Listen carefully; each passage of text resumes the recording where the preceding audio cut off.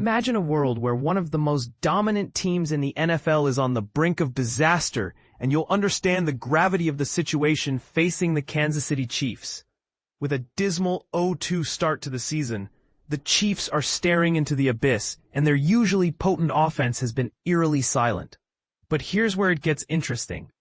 The Chiefs' struggles are not just a minor blip on the radar. They're a symptom of a larger problem that threatens to derail their entire season.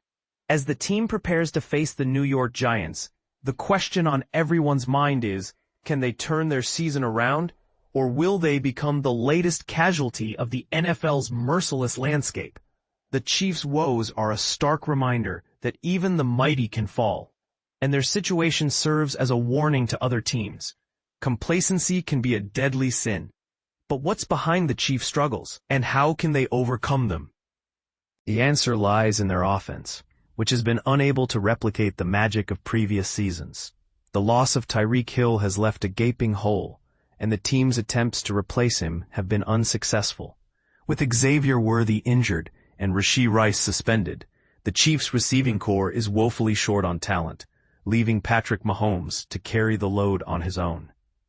The result is an offense that's averaging a paltry 6.5 yards per attempt, a far cry from the explosive unit that once lit up the league. So what's the solution? For starters, the Chiefs need to find a way to revive their running game, which has been anemic so far. Isaiah Pacheco and Kareem Hunt have failed to deliver, and the team's inability to establish a consistent ground attack has allowed opponents to sit back and defend the pass. The Chiefs also need to shore up their offensive line, which has been leaky at best. The addition of Jalen Moore and Josh Simmons was supposed to bolster the unit, but so far, it's been a disappointment. Until the Chiefs can address these issues, their offense will continue to sputter, and their season will remain in jeopardy. But the Chiefs aren't the only team struggling. The Pittsburgh Steelers, once the epitome of defensive excellence, have been shockingly bad on that side of the ball. Mike Tomlin's team has allowed 30-plus points in each of their first two games, a feat they hadn't accomplished since 2002.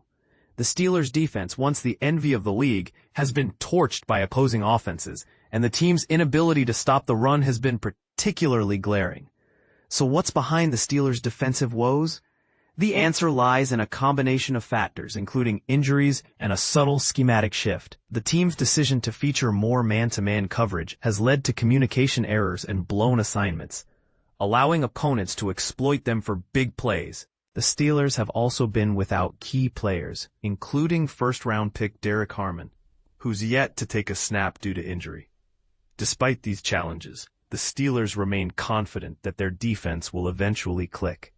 With a talented roster and a proven coaching staff, they're banking on the fact that their defense will eventually come together and start playing up to their standards.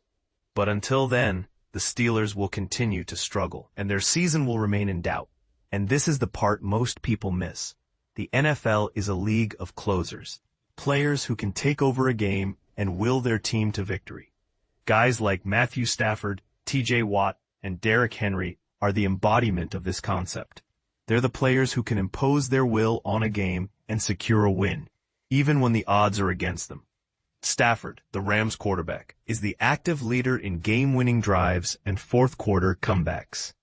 He's a stone-cold killer who can deliver in the clutch, and his resume is filled with examples of his late-game heroics. Watt, the Steelers' outside linebacker, is a master of providing late-game heroics off the edge. He's a 7-time Pro Bowler who can disrupt the pocket and create splash plays in pivotal moments. And Henry, the Ravens running back, is the ultimate closer. He's a 6'2", 252-pounder who can break tackles and wear down defenses, allowing his team to control the clock and secure a win.